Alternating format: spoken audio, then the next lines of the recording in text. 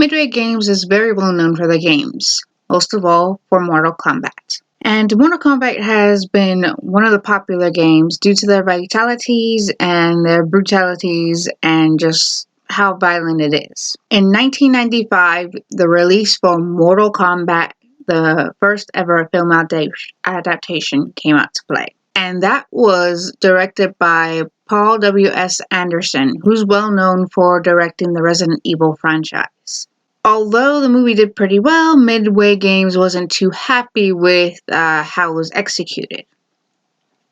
And the franchise continued until its demise. Well, now, on April 23rd of 2021 was the release for Mortal Kombat. Everyone's praising it for the story, the execution, the vitalities, how violent it was. Well, I saw the movie, and it's not that I didn't like it. It's just, would I watch it again? Would I buy the film on DVD if it gets released? Honestly, no. For me, I felt it was too predictable. With the whole idea between the rivalry of Scorpion and Sub-Zero, you have an idea why that was. And the thing of it is, what was predictable about that part was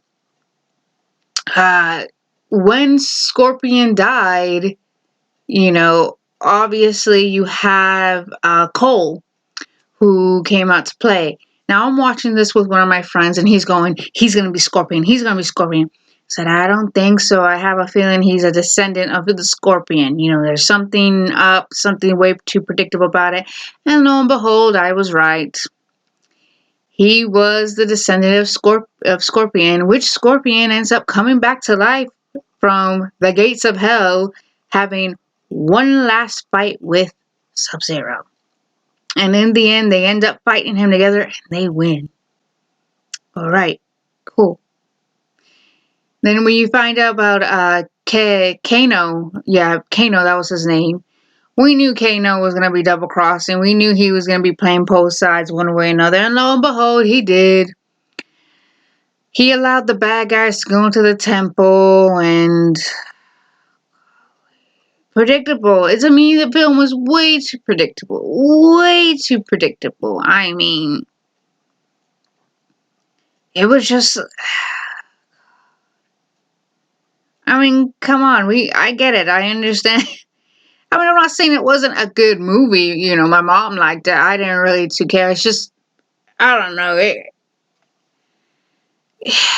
was way too predictable. Just like Kong versus Godzilla. It was too predictable for me. I don't know. I felt like they could have done more.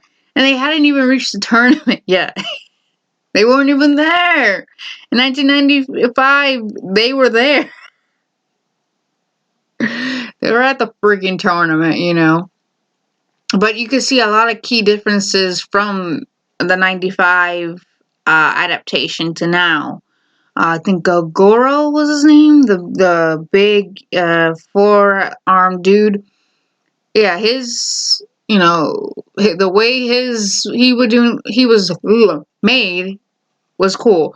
Don't get me wrong. In 1995, you're limited. There wasn't a lot you could go on. You had to make do with what you had. And the animatronics were very impressive. And here the CGI, okay, cool. But there were just some scenes with the CGI where it was fake as heck, which Jax, I believe his name is, he ended up losing his arms to Sub-Zero, having a fight in Sub-Zero in the beginning of the film. And they gave him new arms. Well, those arms looked fake as hell. I'm sorry. It looked really fake. I was watching it with my friend, and like I said, I was like, they look really fake. They look like bad CGI. And he's like, yeah, it is bad CGI. Your eyes are not mistaken. It's really bad CGI.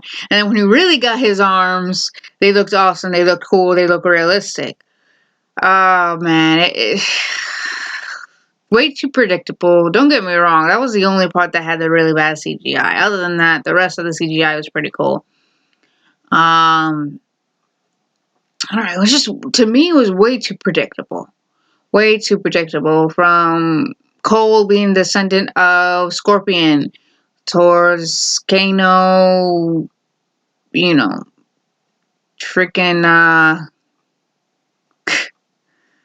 from Kano double crossing them, from Sonya going to be a chosen. You knew she was going to be chosen because she was in the games.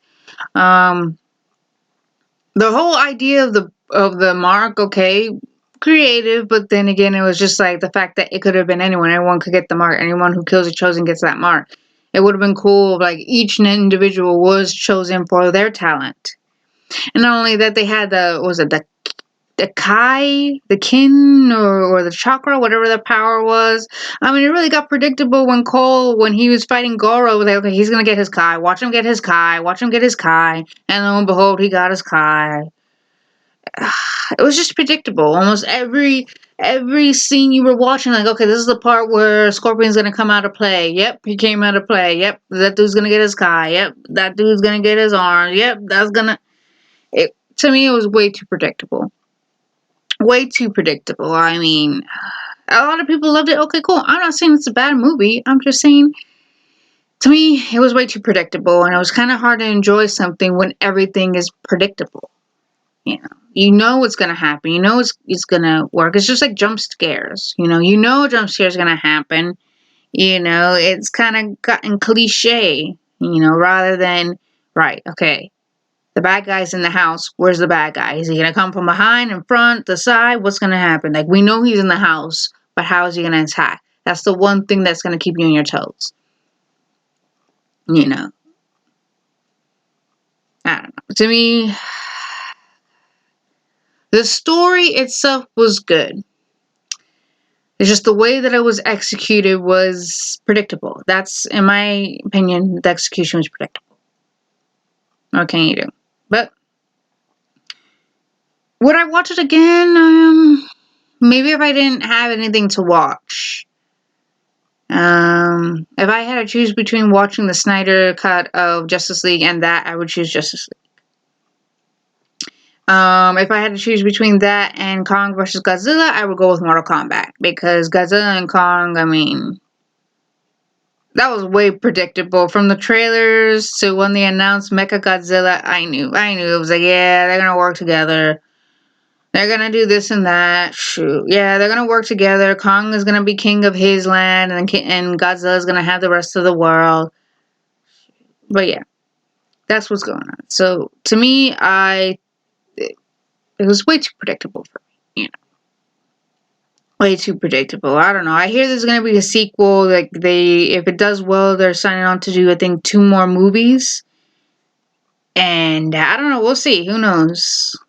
I mean, this is the beginning. They haven't reached the tournament yet, so it's building up towards when they meet the tournament. So we'll see. Would I watch the second film? Yeah, just to see how it turns out. Who knows? Maybe it won't be as predictable as the first film.